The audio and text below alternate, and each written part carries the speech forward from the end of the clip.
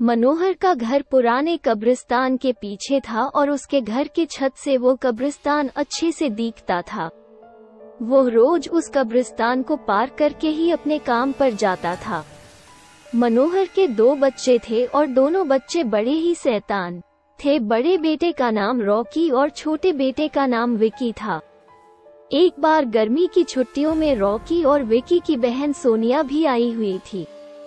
तीनों मिलकर रात के लगभग 12 बजे एक रूम में ट्रूथ और डेयर खेल रहे थे।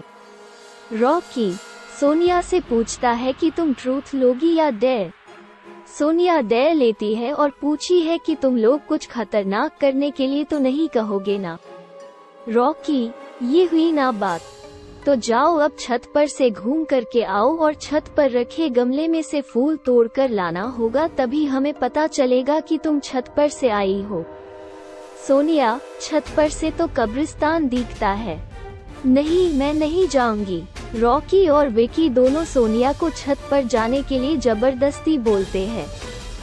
सोनिया छत पर जाती है और जैसे ही गमले में लगे फूल की तरफ बढ़ती है तभी उसकी नजर कब्रिस्तान की ओर पड़ती है। कब्रिस्तान में एक बड़ा सा सूखा पेड़ होता है। वो देखती है कि उस पेड़ पर एक सर कटी हुई उल्टी लाश लटक रही होती है। सोनिया उसे देखती है और जोर से चिल्लाती हुई बेहोश हो जाती है। फिर जब सोनिया बहुत देर तक छत पर से नहीं लौटती है तो रॉकी और विकी दोनों डर जाते हैं और वो छत पर जा करके देखते हैं तो पाते हैं कि सोनिया बेहोश पड़ी है। वो तुरंत मनोहर को बुलाते हैं और सारी बात बताते हैं। मनोहर, तुम तीनों को ऐसा खेल खेलने की जरूरत क्या थी? और रॉकी, तुम तो जानते हो उस कब्रिस्तान के बारे में कैसी कैसी खबरें आती हैं, फिर भी तुम सोनिया को रात में छत पर जाने के लिए क्यों भेजा? रॉकी, सॉरी डैड, मुझसे गलती हो गई, हम आगे से ऐसा नहीं करेंगे। मनोहर, और फिर कभी दोबारा ऐसा काम किया तो तुम दोनों को उसी कब्रिस्तान में छोड़ आऊंगा। अच्छा सोनिया बेटी, ये बताओ तुमने वहाँ ऐसा क्या देख लिया था कि तुम वही बेहोश हो गई? सोनिया सहमी हुई हालत में मनोहर को सारी बात बताती है कि उसने क्या देखा। मनोहर ने उस कब्रिस्तान के बारे में ऐसी खबरें पहले भी सुनी हुई थी, इसलिए वो सोनिया को डांटता नहीं है और बच्चों को संभल कर रहने की सलाह देता है। एक दिन मनोहर को काम से छुट्टी मिलने में देर हो जाती है और उस दिन उसे ऑटो भी नहीं मिलता है। वो पैदल ही घर की ओर चल पड़ता है। इधर विकी और रॉकी दोनों आपस में बात करते हैं। रॉकी, विकी, तुम्हें क्या लगता है सोनिया ने जो कहा वो सच है? मुझे तो लगता है कि वो सिर्फ बातें बना रही है, वो उसका भ्रम होगा। विकी, अरे नहीं भाई, तुमने उसकी हालत देखी नहीं, एक दिन भी और यहाँ रुकने को तैयार नहीं हुई। मुझे लगता है कि उसने सच में कुछ देखा होगा। रॉकी, चलो हम कब्रिस्तान में जाकर खुद ही देख लेते हैं। विकी, अरे भाई, तुम पागल तो नहीं हो गए हो? मुझे अपनी जान बहुत प्यारी है, मैं कहीं नहीं जाऊंगा और तुम भी मत जाओ। विकी के मना करने के बावजूद रॉकी नहीं मानता है और वह अकेले ही कब्रिस्तान की ओर चल देता है। कब्रिस्तान का दरवाजा खोलता है और अंदर चला जाता है।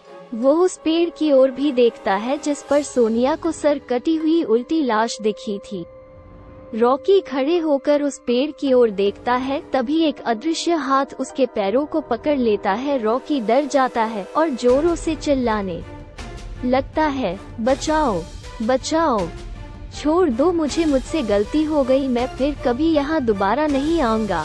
दूसरे कोने पर एक कब्र होती है जो कि खुली हुई होती है, उसके ऊपर खून लगा हुआ होता है। वो अदृश्य हाथ रॉकी को खींचकर लाते हैं और उस कब्र में धकेलने की कोशिश करने लगते हैं।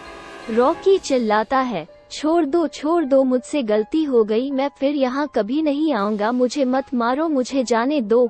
मनोहर काम से पैदल घर पहुँचने वाला ही होता है। जैसे ही वह कब्रिस्तान से गुजरता है उसे रॉकी की आवाज सुनाई देती है। मनोहर, ये क्या? ये तो रॉकी की आवाज लगती है, ये तो कब्रिस्तान से आ रही है, मुझे जा करके देखना चाहिए। मनोहर कब्रिस्तान में चारों ओर देखता है लेकिन रॉकी कहीं नहीं दिखाई देता है। वो घर लौटकर आ जाता है और विकी से पूछता है कि रॉकी कहाँ है। विकी, पापा मेरे बार बार मना करने के बावजूद भी रॉकी कब्रिस्तान में चला गया। वो जानना चाहता था कि सोनिया जो कह रही थी वो सच है या नहीं। मनोहर, हमारे पास समय बिल्कुल भी नहीं है। जाओ, घर के मंदिर में शंख में जो जल रखा है वो जल्दी से लेकर आओ। हमें रॉकी को खोजने कब्रिस्तान जाना पड़ेगा। विकी वो जल लेकर आता है। मनोहर और विकी कब्रिस्तान में जाते हैं। मनोहर जल छिड़कता है, फिर उसे किसी के घसीटने का निशान दिखाई देता है। वो समझ जाता है और फिर उस निशान का पीछा करते हुए उस कब्र तक पहुंच जाता है। मनोहर कब्र के आसपास वो जल छिड़कता है। कब्र से अजीब अजीब सी आवाजें आती है। विकी बहुत डर जाता है। मनोहर, मुझे लगता है कि श्रापित प्रेत आत्माओं ने रॉकी को इस कब्र के अंदर कैद कर लिया है। हमें जल्द ही इसे निकलना होगा। तुम ये पवित्र जल आसपास छिड़कते रहो। इससे हमें वो प्रेत आत्माएं कोई नुकसान नहीं पहुंचा पाएंगी। मैं कब्र को खोलने की कोशिश करता हूँ। मनोहर उस कब्र को खोलने की बहुत कोशिश करता है। अंत में वो कब्र खुल जाती है। उसके अंदर रॉकी लथपथ बेहोश पड़ा होता है। मनोहर रॉकी को लेकर हॉस्पिटल जाता है। उसकी हालत बहुत गंभीर होती है। उस दिन के बाद मनोहर उस घर को छोड़कर शहर से दूर एक दूसरे घर में अपने पूरे परिवार के साथ रहने चला जाता है। दोस्तों, हमारी कहानी की वीडियो आपको अच्छी लगी हो तो वीडियो को लाइक करें, शेयर करें, सब्सक्राइब करें, बेल आइकन को जरूर दबाएं।